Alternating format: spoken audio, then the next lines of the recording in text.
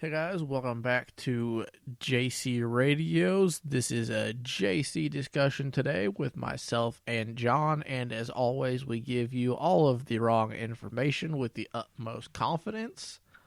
I wonder how we're going to give wrong information about a movie that we saw. I mean, we could get plot points wrong. I don't think we will, but you never know. Today we are discussing the latest Disney and Pixar movie, Onward. Dude, Onward, I feel, is a great movie. It was solid. Onward is basically about a fantasy world with, wizards, elves, mermaids, gnomes, unicorns.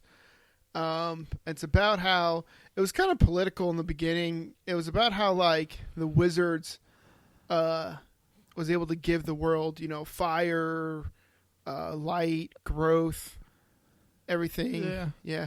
And then technology basically was invented, and it was basically everything a wizard could give us, but anyone could do it, and it was like a million times less work. So Yep. And then wizards basically stopped existing. yeah, and then everyone got lazy. Like minotaurs can no longer run 70 miles an hour. Pixies stopped flying.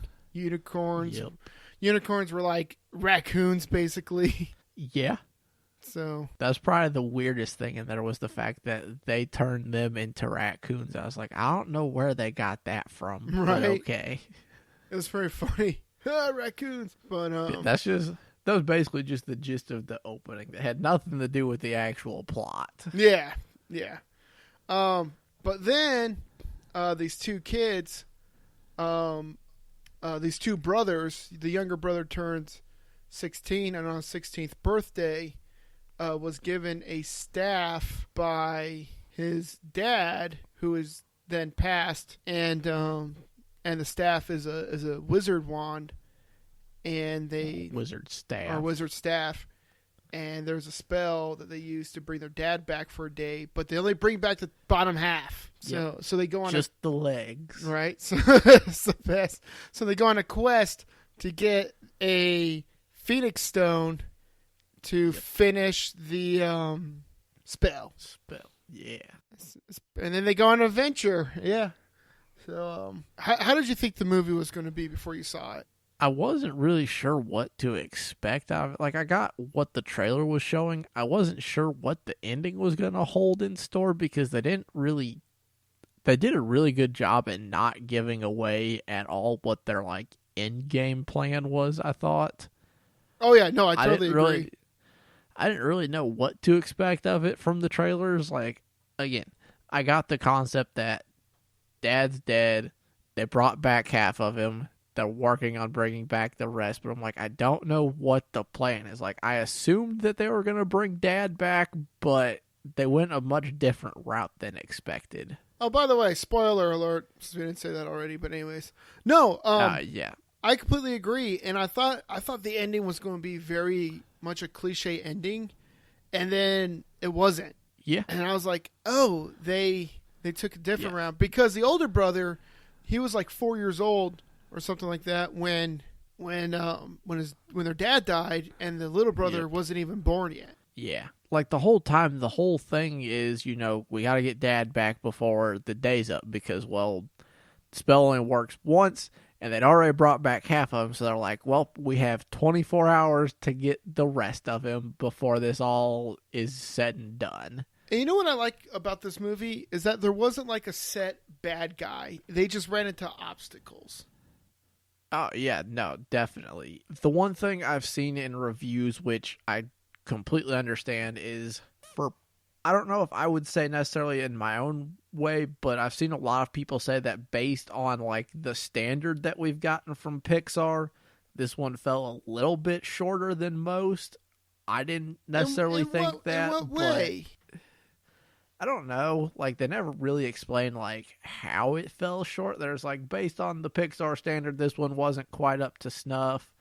But I mean, at the same time, it does follow every Pixar trope ever. But I liked all of their movies do. I liked it because it was different. It wasn't cliche, and it wasn't like the previous. It was kind of like in the sense where like Big Hero 6 wasn't a cliche movie, and it was a different concept, and it made a robot the main character and its own thing, and they fed off of that.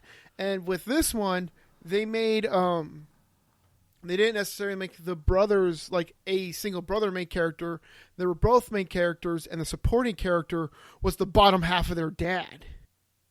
Yeah. So I'm like, it was different, but I think it was different in a good way.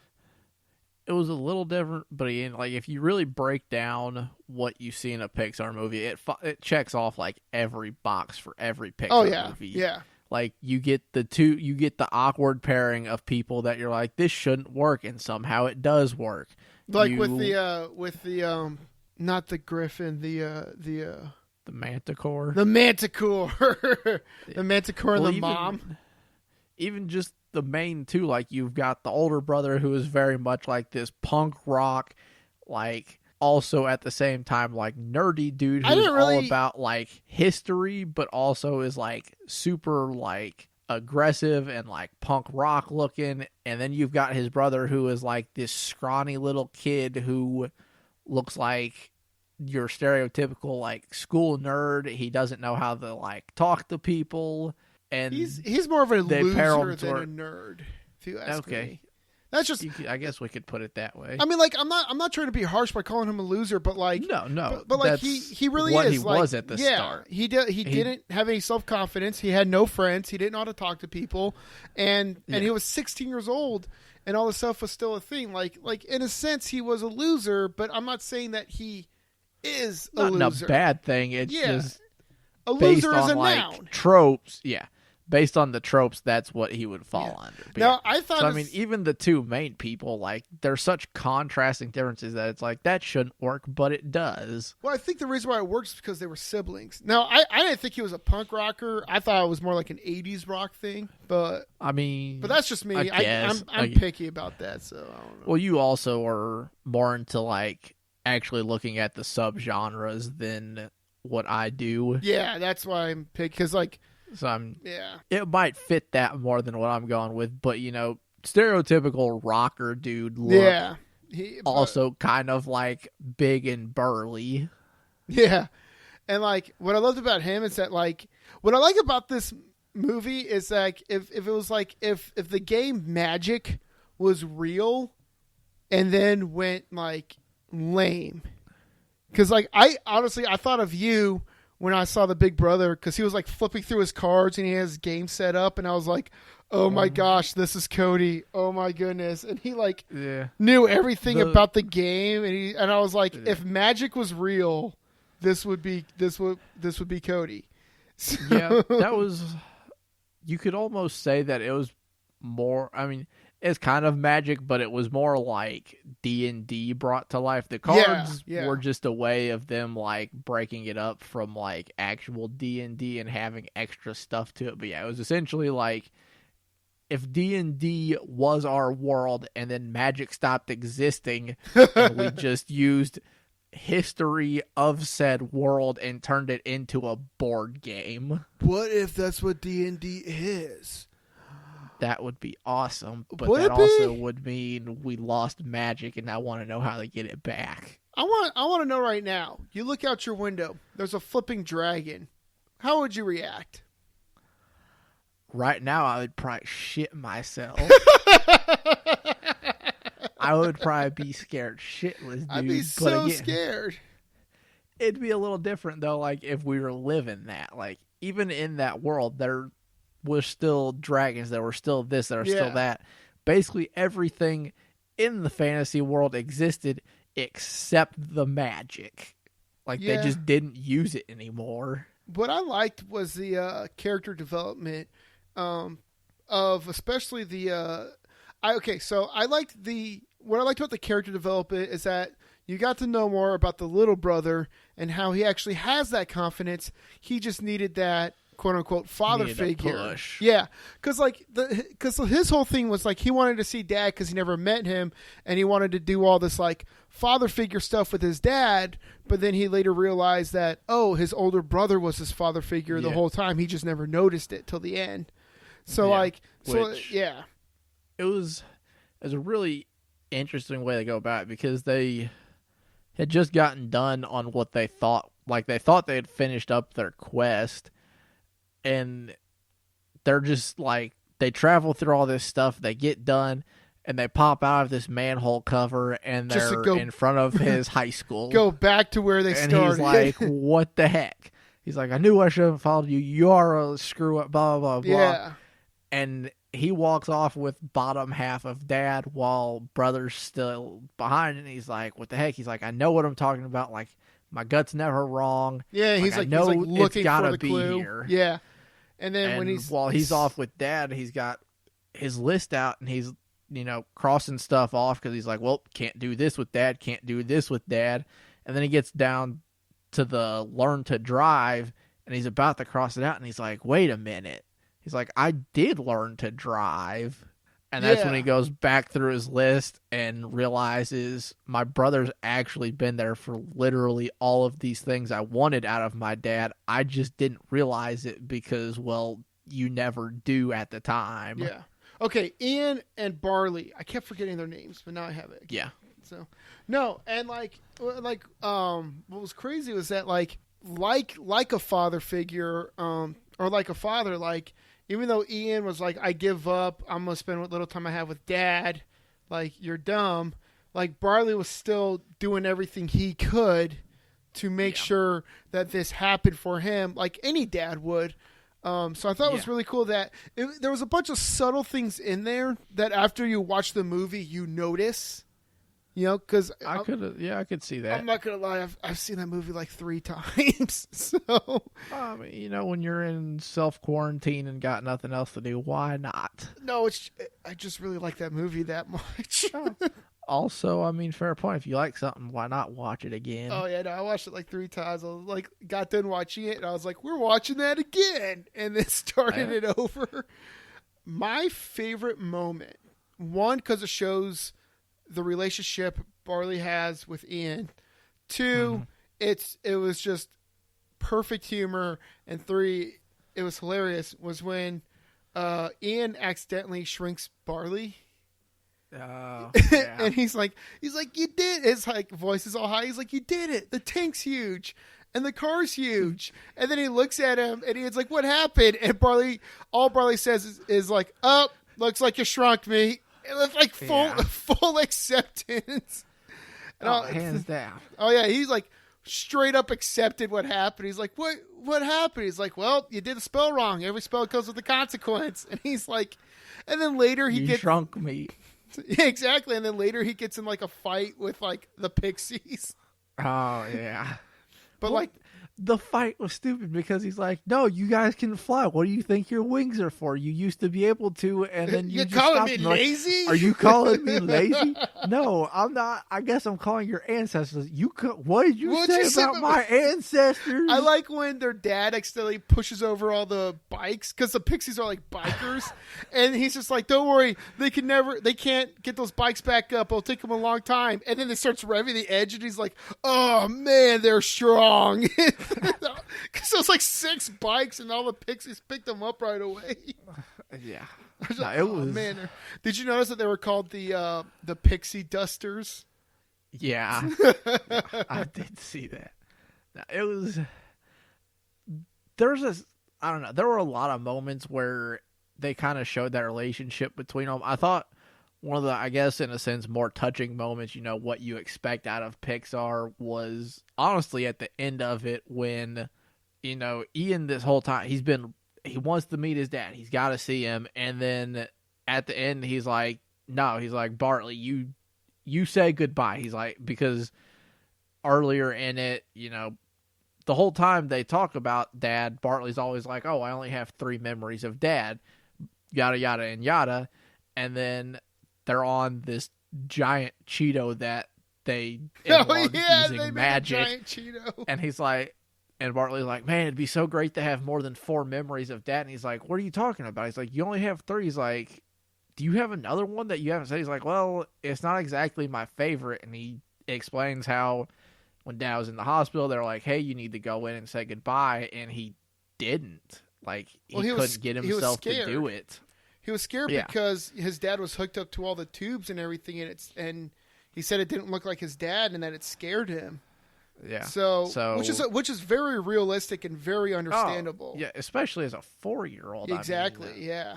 It'd be hard, but yeah. So I mean, when Ian this whole time has been like, I haven't even met Dad, and he gives that up to go fight off this like dragon thing. Yeah, and then he masters wizardry at the same time. Yeah. He gives up his one chance to meet his dad so that his brother can actually have that chance to finally say goodbye. And I was like, dude, and come on. First of all, that was almost a tearjerker for me. Second of all, that's what I mean by how it wasn't a cliche ending. I thought it was going to end with them meeting their dad. I thought it was going to be like, oh, you only have like 20 minutes to meet with your dad, and they both meet their dad, and their dad's just like, oh my gosh, like 20 minutes is all I ever wanted, and so proud of you, blah, blah, blah. But really, at the end, it was like, Ian was like, you never said bye to Dad. I've never met Dad. You're my father figure. Go do the thing you never got to do.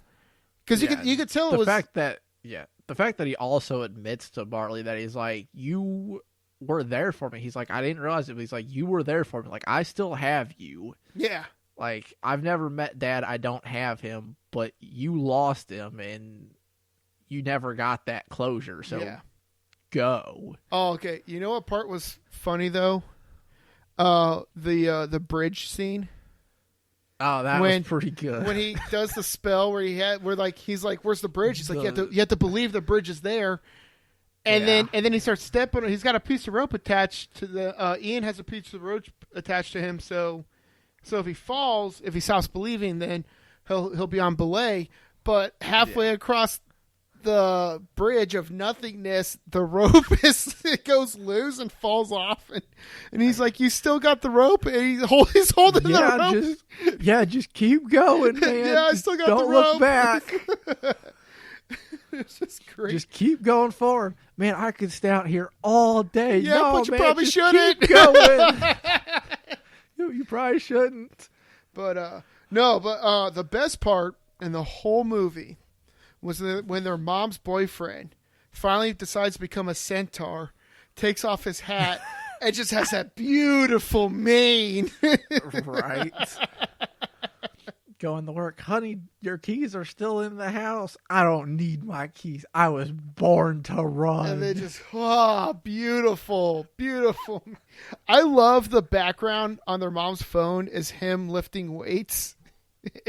I guess I missed that. Oh, yeah. She answers it, but when she answers the phone, it's like, it shows the background, and it's him, like lifting weights in, like, a gym. What's your name? Last name, please. Manicure. First name. God,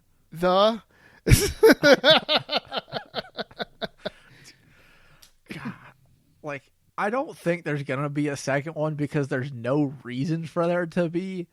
But gosh, I want them to make just a movie of Mom and the Manticore just going ham. I think they should do a Pixar short, maybe 2 or 3 of them.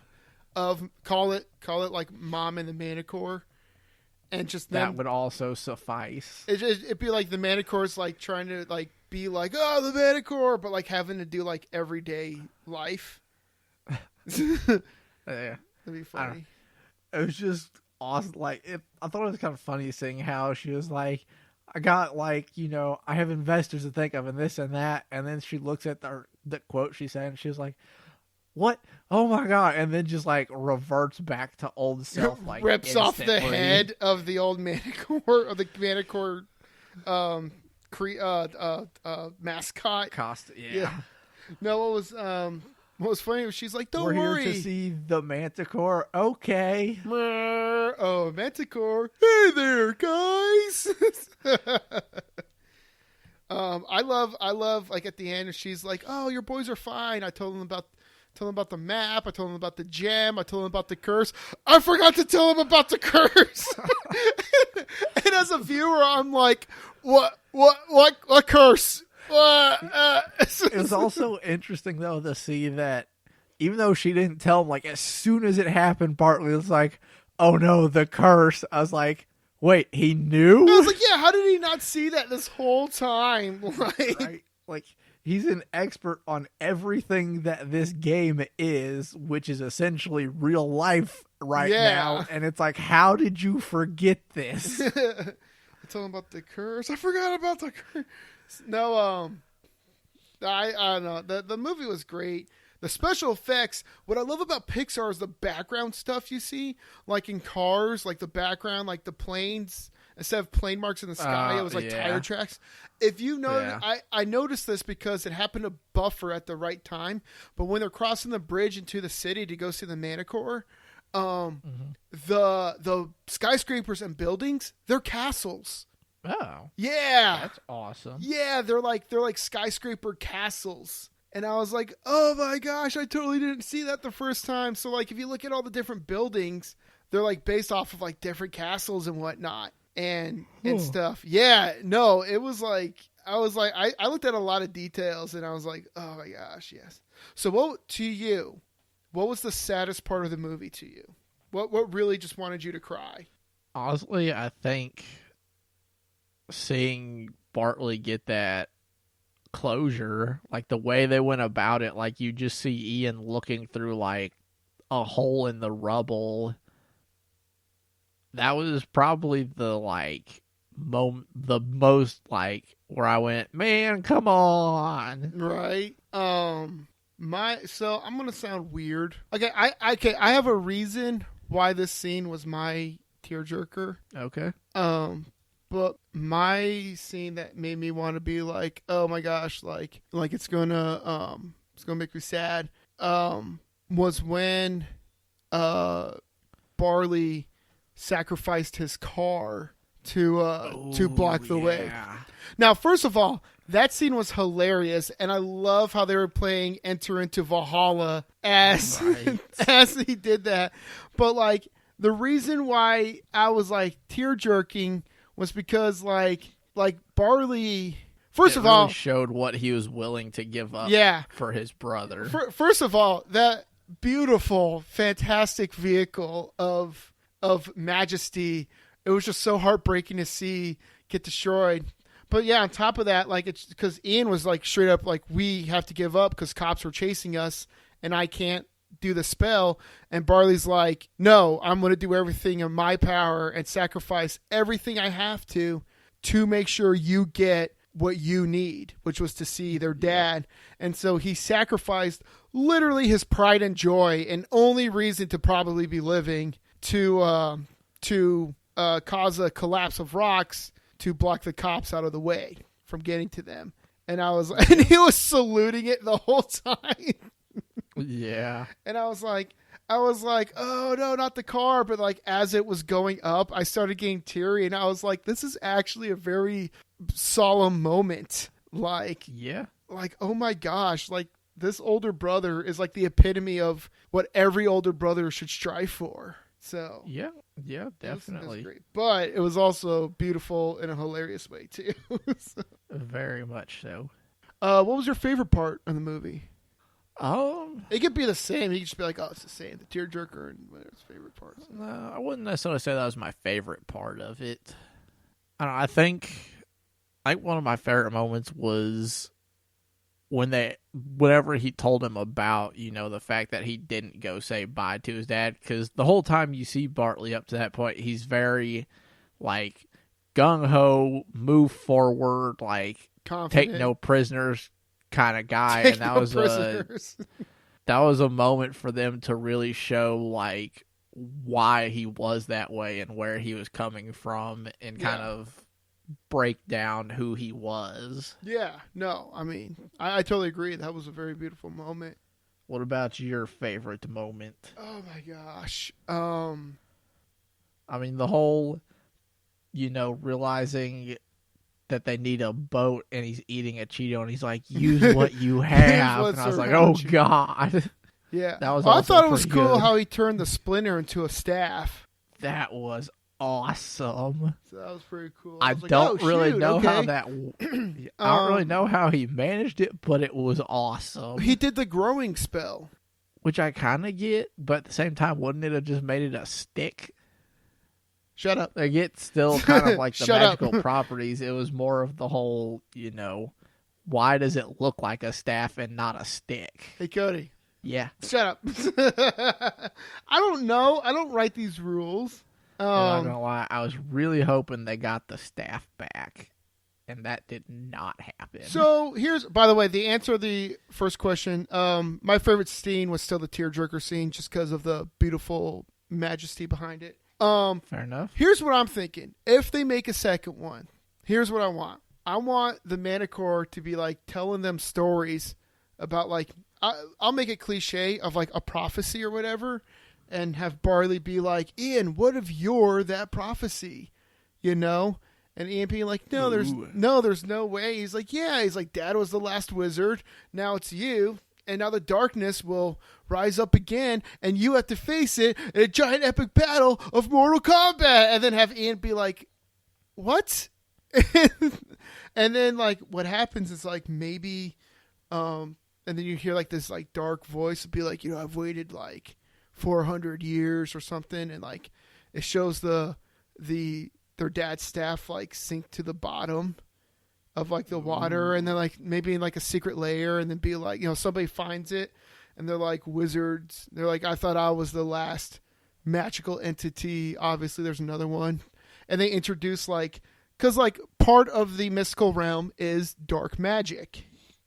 Yeah. Granted, there was a lot of like satanic demonized stuff into that, but like you could do dark magic without all that, so you can't make it friendly, and then have something happen to Ian, maybe like the mark of like the chosen one like infuses on his skin, and then Ian's like, what is happening? And Bradley's like, you're the chosen one. And then Ian has that moment when Ian's like, can you be the chosen one? Because I don't want, and then can you do this? You know more about these things. so can we switch? Or I mean, like, your dad's son too, it's like, no, it's got to be you. And like, they're excited because they're about to go on another adventure, but this time, it's like actual like maybe life and death, and like the Manticores being like, first you have to go do this, you have to face like your darkest fear, and then have them run into, they're like you need to go to this village to find this ancient witch.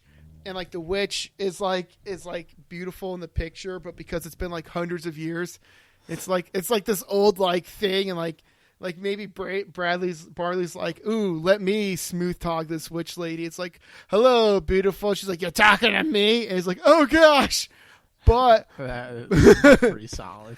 But her great granddaughter is like beautiful, and like Ooh. and like. Maybe Ian is liking her, and they're both magical, and so father figure thing. Ian is talking to Barley about how to talk to girls. Ooh. I know this is like the most cliche thing ever, but like Pixar's cliche after the first movie, so. I was gonna say, cliches sometimes aren't that bad. Yeah, and then just like have them go on this adventure of like stopping the darkness from consuming the world, like back in the old days. Yeah. And then their mom probably does something, and her mom's boyfriend does something. It should start with a wedding of her mom and the centaur getting married, and both of them being like, I can't believe he's going to be our dad. And then have Ian be like, I would have much rather have the bottom half of Dad back than deal with him. I mean, at the end, Ian got to where he accepted it more. Because, I mean, he walks into the house at the end, and Centaur's like, working hard, and he replied with hardly working. I think Ian just has confidence now. Also, yes, very much so. Because he's no longer a loser at the end of the film. Well, he finally realized that, he just had the belief in the fact that, he could do things and he was fine. Yeah. Yeah, no, I thought it ended great. But yeah, no, if they were to have a second one, I think that's how the second one should go. That would be solid. I think that'd be great. And have what's his bucket? He played Gills in Finding Nemo. I have William no Dafoe. idea. William Dafoe. Have William That was Dafoe. Willem Dafoe? Yeah. Have William Dafoe be the dark warlock that Okay. or the dark wizard. I think that'd be the perfect voice for that. That would be a solid option. Yeah. I think that'd be great. To be fair, though, they had a really solid cast for, like, the four main people. Dude, the cast was tight. I mean, obviously, main two, you got Chris Pratt and Tom Holland, who worked very well together, but, I mean, again, they'd worked together clearly in previous stuff with Marvel, so... Oh, yeah. Already had that. Had Octavia Spencer as the Manticore. Can't go wrong with that. Octavia Spencer's amazing. Oh, yeah. And then you had Julia Louis Louis-Dreyfus for their mom. Yeah, which was, like, perfect. And I was like, that was awesome. Cast as a whole, there were probably a lot of smaller voices that I wouldn't know who they were, but like the four main people, I was like, that was a really solid casting option. Oh, yeah. No, they did great as the, Ali Wong was was Officer Gore. Oh, I didn't know that. Okay. All right, that makes sense. Yeah, no, it was a pretty good cast. Yeah. No, I thought it was pretty good. And Tom Holland and Chris Pratt did great as voice actors too. Oh yeah. I thought Chris Pratt was going to be too much like Chris Pratt in Too much like Parks. Star-Lord. No, too much like Parks Parks and Rec, but no, it wasn't either of those. It was like a whole separate thing. So Yeah. So how would you rate the movie between 1 and 10? I'd give it like a solid 7.5. 7.5.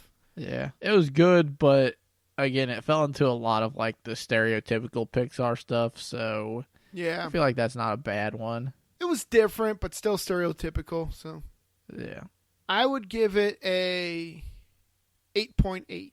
Okay. Not quite a 9, but you're close. Yeah. Overall, and we'll say an overall 7.9.5. All right. 7.9.5. All right. So that's our rating. Awesome, man. Well, I got nothing else if you don't. No, I think that's all I got. We pretty much covered the basis of it. Sweet. Thank you guys for listening to JC Discussions or JC Radio JC Discussions. Let us know what you thought about Onward, what you would rate it. Do you agree with what we said or disagree? And what do you think will be a cool sequel if they did make one? So Yeah. look us up. You can listen to us on Spreaker.com, YouTube, or Spotify. You can also find the links on Instagram, Twitter, and Facebook. Look us up. Give us a like, a comment, and follow. Subscribe. Hit the bell. How else are there ways for them to follow us? Subscribe, like, follow, hit the bell. I honestly think that's probably about it. Share it. Share the content. And again, Yeah. let us know what you thought about the movie. Let us know what you thought about our opinions. We say this a lot, but y'all don't actually ever let us know things, so actually get discussions going. You do let us know things, but stop calling or messaging me. Also that, but put even it still, in the like, comments. We know there's other listeners than the few people that like call us to tell us things, so like actually comment on things. We kind of are actually interested to see what your thoughts on this stuff are. Oh yeah, no, we love it. Again, like, don't get me wrong. You know, if you see me or Cody, you know, or you find us on social media or just see us in person, which won't be happening for a while, you know, we appreciate it. Talk to us. You know, it really is all good. We love it. But gosh darn, just give us a comment or something. So. Get the I don't know, I guess numbers flowing. I don't know. Whatever it takes to make like things go out to more people, keep doing that. Share things, comment on things, like spread the word. That's the only way this gets any bigger is by you all helping. We will not talk to you in person until you're if you see us in person and you have a statement or a question or a comment, we will not reply to that in person until you slap it on the comment section. So. That's what what they're there for. If you are looking at me and be like, "Hey, Jon, I also thought Onward was good," all I hear is wind. All I hear is, "Hey, Jon." All I heard was, "Hey, Jon." Like I heard somebody who was. No, I won't. I won't ignore you, but I will nag you to put it in the comment section. So yeah, comment, like, follow, share, subscribe, hit the bell. Like I said, Instagram, Facebook, YouTube, Spreaker, Spotify, Twitter. I don't know why we still have that. Why do we still have that? Anyways, and Google. You Google us. So yeah. Also, hopefully on Google Play and iTunes at some point, but not at the moment. Oh, you know what? That's what I should have been working on during the quarantine. I mean, quarantine's still going, man. Yeah. By the time this comes out, we'll probably, unfortunately, still be going. By the time this comes out, Onward 2 would have already been themed. Oh. Anyways, well, I'll close it this time. If you have nothing else, this is good. Awesome. This is JC Radio, and we are signing out. Peace.